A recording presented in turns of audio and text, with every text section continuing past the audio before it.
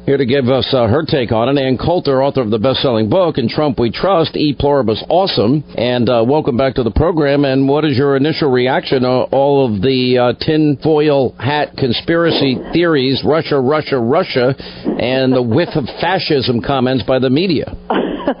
The media are really propping this guy up, I think, at this point. I get annoyed with the Emperor God Trump now and then, as you may have noticed from my Twitter feed, on the fact that we are not yet building the wall. And then the media come along and are so corrupt, so stupid, so in the pocket of the Democrats that you end up, taking the side of the Emperor God again because you hate the media so much. And just to take one point, which has been being recycled repeatedly on MSNBC today, is returning to this joke that Trump told during the campaign. I remember watching it live, and I laughed out loud when he said at that press conference, I should say, we all knew that Hillary was under investigation for all of those 30,000 emails that somehow disappeared. And Trump said, hey, Russia, if you're listening, if you have those 30,000 emails, I think the media would really reward you if you would produce them.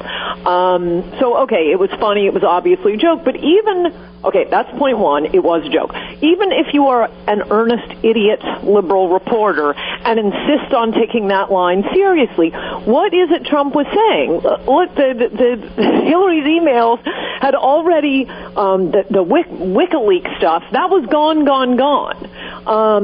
Hillary destroyed the property of the United States. We have FOIA rules. This is government property. If Russia had them, they were in possession of stolen property that belonged to the citizens of the United States. And what Trump was saying is return it to their rightful owners. Both you and Hillary are in possession of something that belongs to the citizens of the United States.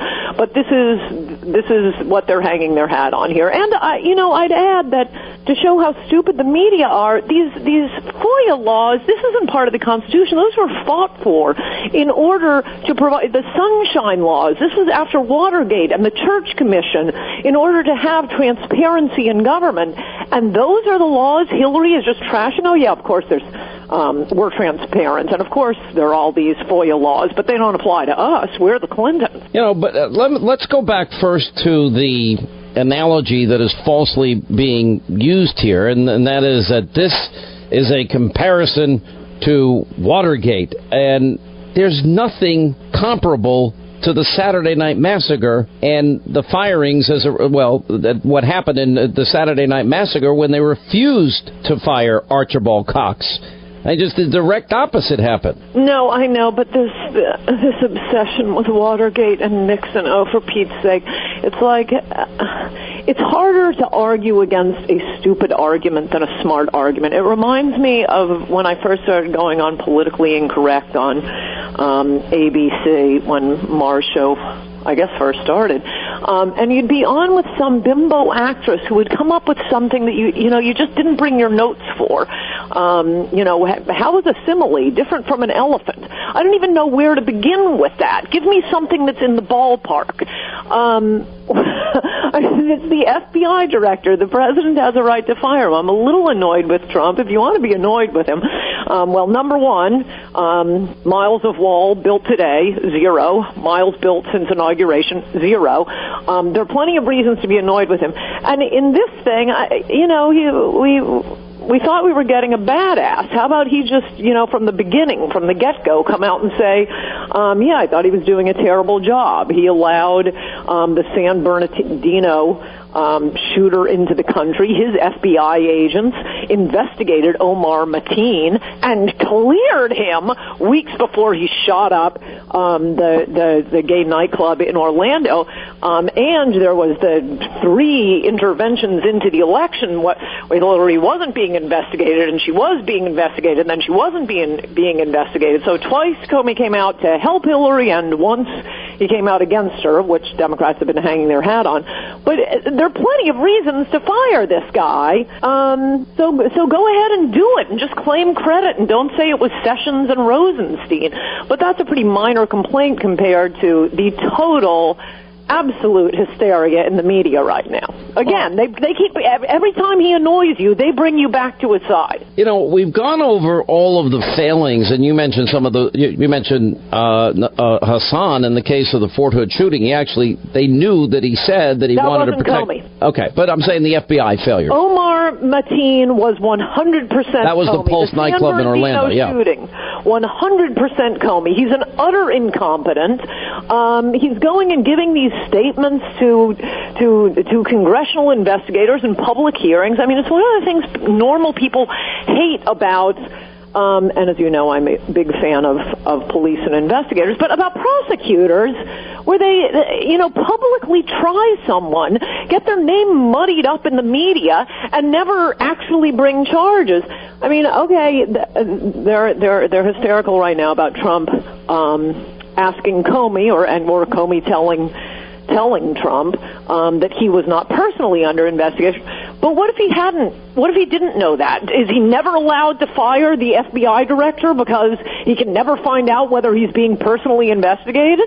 Well, I think the thing that we've got to ask ourselves here is, okay, the one law that we know was broken was against General Michael Flynn, as he was incidentally surveilled en masse, and, of course, the illegal felony committed against the Espionage Act when they leaked the information. The other crimes we know that were committed by Hillary Clinton, the fact that he gives a 13-minute monologue defining why she should be indicted and basically using the exact legal terminology of gross negligence by talking about recklessness on her part.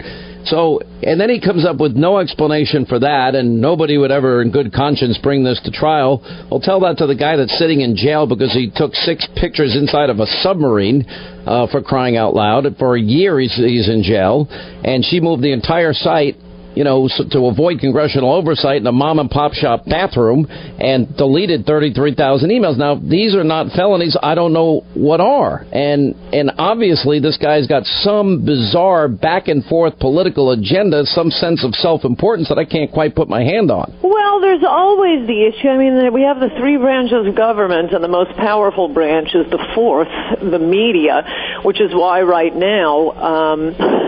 You're very calm today, by the way, Coulter. I'm not used to you being this calm. It's so insane. I'd like to be uncalm, but the only thing I want to be uncalm about is when are we going to start the wall? Well, I got your point. Look, I'm pretty confident, and I actually give the president higher grades than you, but I know where your priorities are. I know that this is issue 1, 2, 3 to 1,000, so I get it, but I'm pretty confident the wall's going to get done. I've asked the president repeatedly if he's going to build it, if it's going to be a physical barrier, if he's backed off at all. And I'm a little ticked off that during the continuing resolution debate, Congress didn't fight because they don't want to get blamed for a shutdown, actually fund aspects of the wall. But with that said, I know the progress that's being made, the plans that have been made up, and I'm pretty confident it's going to happen. But it's not soon enough. I get it. No, that's right. And I just consider all these other little things. It's just a distraction from both the Republican and the Democratic Party. Do not want to build a wall. They want to keep dumping low-wage workers on the country. I was shocked to see one of my favorite senators, Senator Johnson, has introduced a bill to dump, 500,000 more low-wage workers on the country. Does anyone in Washington care about the working class in America? I mean, Trump does, but he has the entire Washington bureaucracy against him. And it is for that reason that both political parties are going to keep staging these utterly fake scandals. I mean, just to start with the Russia one to begin with, can any liberal explain to me what their theory is of what happened? Well, I mean, there's no evidence, and I played it again and again. I don't think I need to... Even if there were evidence, as I wrote in a column a few weeks ago... It's not a crime. These great spy masters in Russia, the one thing they can do well, they can't, or could not, for 50 years, feed their people. The one thing they could do is spy. And their idea is, number one, they want Trump to be the president, and number two, the way they will accomplish this is by publishing emails showing that Debbie Wasserman Schultz and the Democratic National Committee were out to screw Bernie Sanders. That's the plan? I mean, talk about a rim shot. No spy would go for that. Even an idiot spy, even a spy working for the Republican National Committee wouldn't say, well, we know what the results of that will be. The results could well have been, as I think many of us thought was going to happen at some point during the campaign, that the Democrats would go to Hillary and have a come-to-Jesus moment saying, you can't run. You're damaged goods. I'm sorry, feminists, but you're going to have to take one for the team. We're running Joe Biden, who obviously would have been a tougher candidate. I still think Trump would have won. But that is a much better play for the Democrats, as they did with Torricelli and Lautenberg. Yeah, remember Lautenberg? Yeah. All right, we got to take a break. We'll come back more with Ann Coulter. Her book, In Trump We Trust, E Pluribus Awesome. We'll get to some of the other questions of the day for her.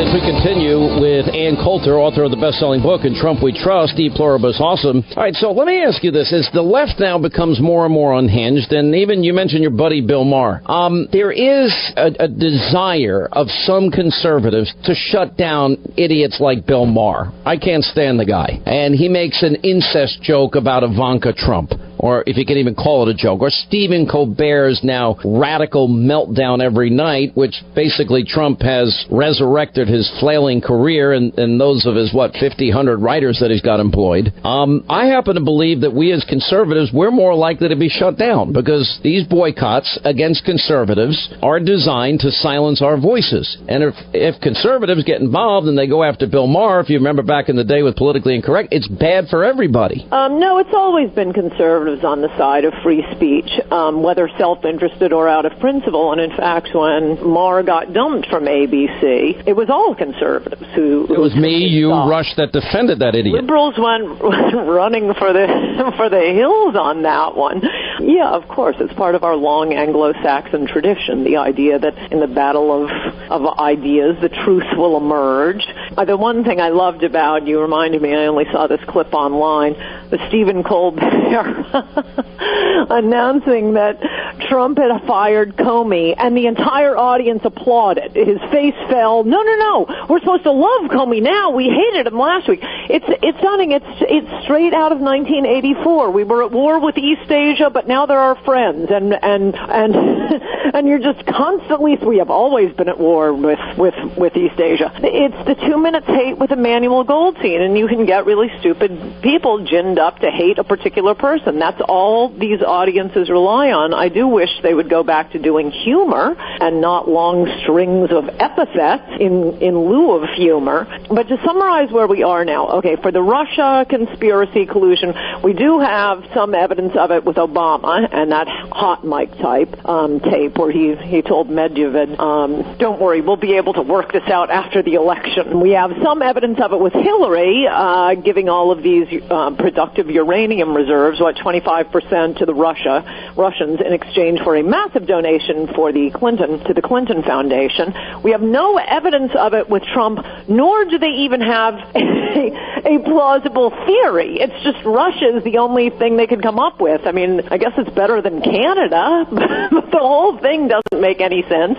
And now Trump has fired the FBI director. The only mistake he made was, in my opinion, not just saying, I'm a badass, I fired him, and trying to, this just bubbled up from the Department of Justice, but so what, big deal. And I think we're going to be hearing Watergate every week until the end of Trump's term, however long that may be. I hope it's 8 years, and it will be if he builds the wall. Boy, when I say it's issue 1 through 1,000, I really ought to be saying it's issue 1 through 1,000,000 for you. And by the way, I totally agree with you, and you've been at the forefront of it all, and I give you a lot of credit for your strong position, and I think it has to happen, just like vetting has to happen, just like the tax cuts have to happen, just like energy independence has to happen, and a new tax plan. That stuff will happen with or without Trump as long as Republicans have a majority. No, they won't. Republicans are weak. The entire world on immigration, and it's moments like this, it's weeks like this, when the media is using their vast power to destroy him over nothing, that he should be reminded how much he needs his base. No one can touch him as long as he has his base.